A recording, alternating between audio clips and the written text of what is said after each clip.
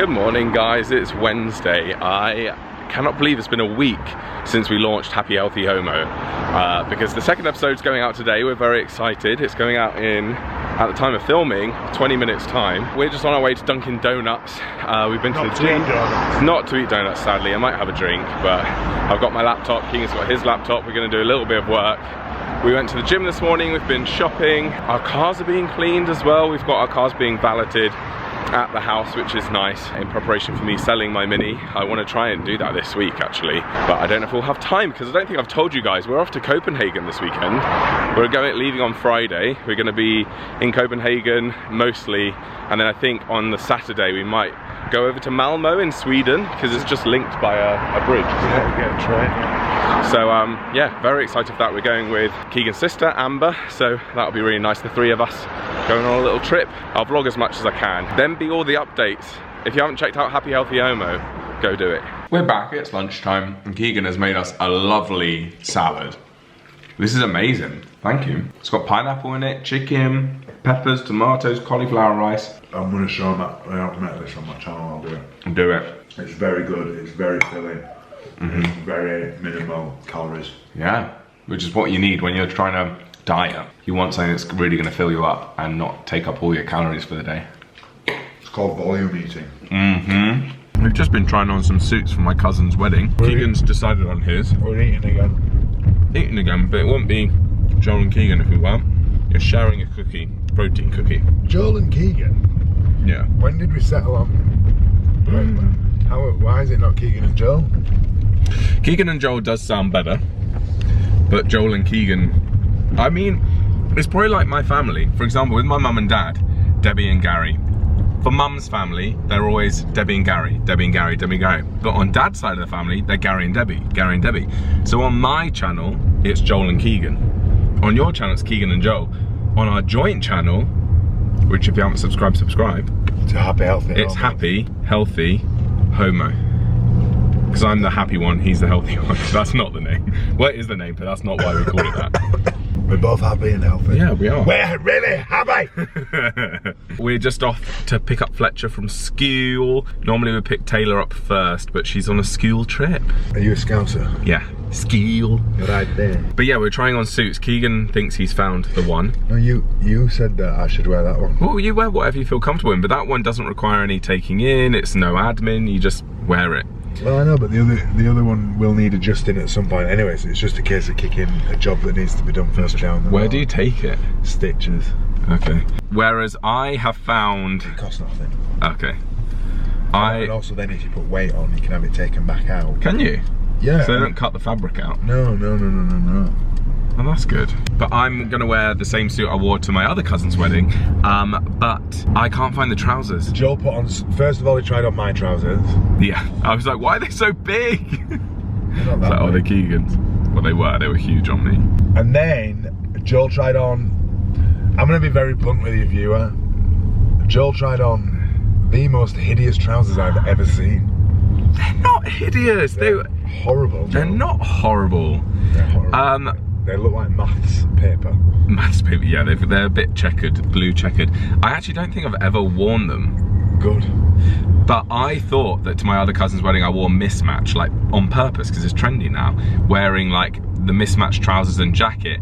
However, A, it didn't look good, and B, I was like, I definitely wouldn't have worn this, and I look back at the photos and I wasn't, but I don't know where those trousers have gone. The thing is, there's a difference between wearing mismatch, where it looks like you've intentionally put two items of clothing together that don't go. Yeah. That's mismatch. But that was too close. That's cool. They look like you tried to get them together and got it very, very, very wrong. Well, luckily for you, I didn't do that at my other cousin's wedding, because I was like, yeah, I wore mismatch, and then I looked back at the photos, I was like, oh no, I didn't, but I don't know where those mystery trousers have gone. Luckily for me, because I wasn't there. But this time I will be there. You will be. So. But it is lucky for you, because it would reflect on you if you saw those photos again. No, we weren't together in any meaningful... Well, we were talking, we weren't... Yeah, we weren't together in any meaningful capacity. Don't cut me off, Joel. Do not say that, Mr. Cutoff over there. I think never to come off. You have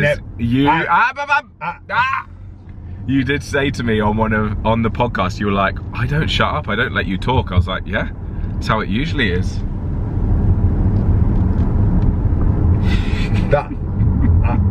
I'm agog.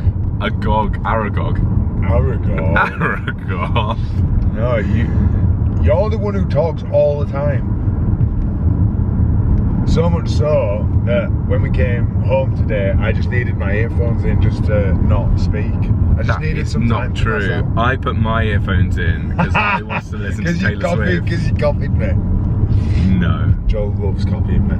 I mean, I do love copying it, but quite often I'm not copying. It just happens. Like this morning, Keegan woke up and was like, oh, I've got a sore throat. And I was like, me too. And I'm like, I'm not saying me too just to try and fit in. I genuinely have a bit of a sore throat. It's my tonsils. I was like, please say I'm not getting tonsillitis again. I mean, that if two people are ill, then you're not copying. But what about whatever I order? Yeah. Unless it's beef, Joel will order the same thing. That's just because we got a similar taste, not because why would I order something that I don't really want just to match you? There's been loads of times where you've gone, I think I'm gonna have A.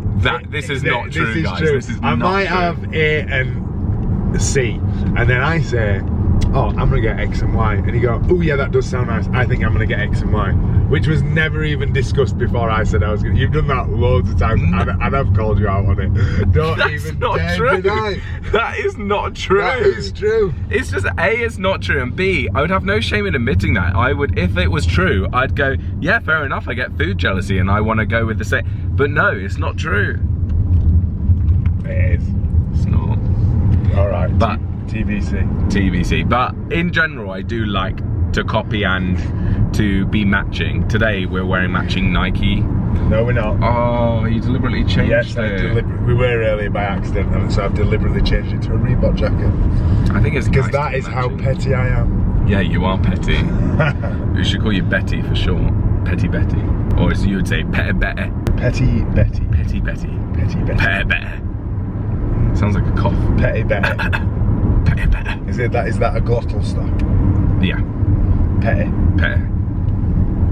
Anyway. We've just been sat here brainstorming ideas for the podcast. So I just want to reassure you guys that we've been inundated with loads of emails and we love it. So please keep emailing us with details about yourself, your experiences, and what you'd like to see on the podcast. Please rest assured all the emails get read.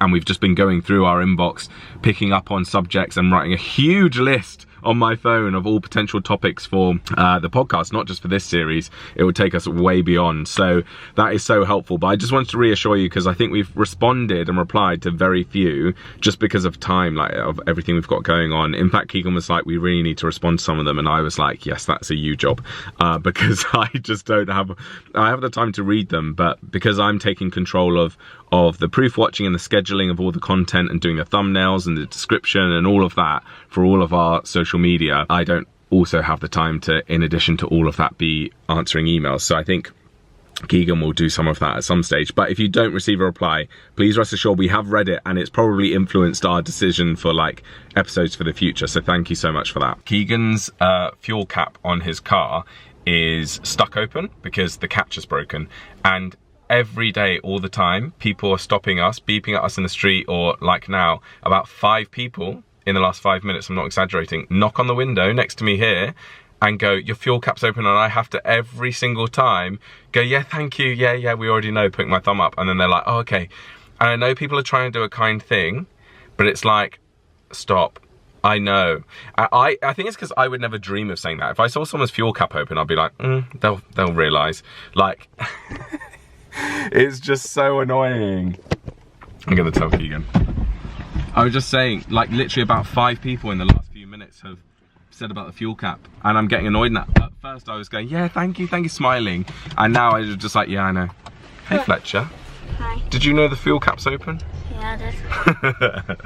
It's just very annoying. I know people are trying to be kind, but we know. Good morning guys, it's Thursday and today is potentially the day I say goodbye to my Mini, which I can't help but feel really sad about it. I've not felt too sad in the whole process until now. I got my Mini completely valeted yesterday and cleaned inside and out. Today I need to empty it of all of my things and put it into my new car because someone's coming to the house. They've given me a valuation, this company. It's essentially a dealership, but they've given me a price and they're gonna come to the house. The car's gonna have an hour's assessment. They're gonna test drive it for like 10 minutes. They're gonna check everything works. Then they're gonna offer me a final price for the car. They might knock some prices off if it's, you know, for example, if they find a scratch on the bodywork that I didn't tell them about, or do you know what I mean? So I'm hoping they won't knock it down too much, but if I agree to the price that they tell me, then they'll transfer me the money immediately to my bank account, and then I say goodbye to my car, which is really sad. It's making me feel really sad because it's my first car. It was such a big deal, me getting that car. It was such a stretch financially when I first got it. And I was like, oh no, can I afford this? Can I have this? And then it's just been the perfect car for me. And it's been with me through my time in London. It's just like saying goodbye at the end of an era. So I feel a bit sad today, which is stupid because I know it's a car. Also, I'm saying goodbye to the dogs today because, again, we're going away at the weekend, well, tomorrow. So tonight the dogs are going to a dog sitter that I've never used before.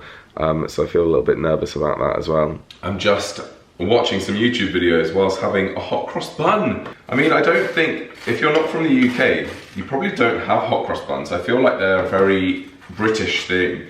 But the best part about it nowadays, when I was a kid, all you used to get was a normal hot cross bun with raisins. Now you get all different sorts of flavoured ones. I mean, I have gone for a berry one, which is a slight variation on the raisin and currants, but we have some salted caramel ones over there. There was some apple and cinnamon ones in the shop that looked really good. There was double chocolate ones. This is just my favourite time of year because I absolutely love hot cross buns. And I realised I haven't told you guys.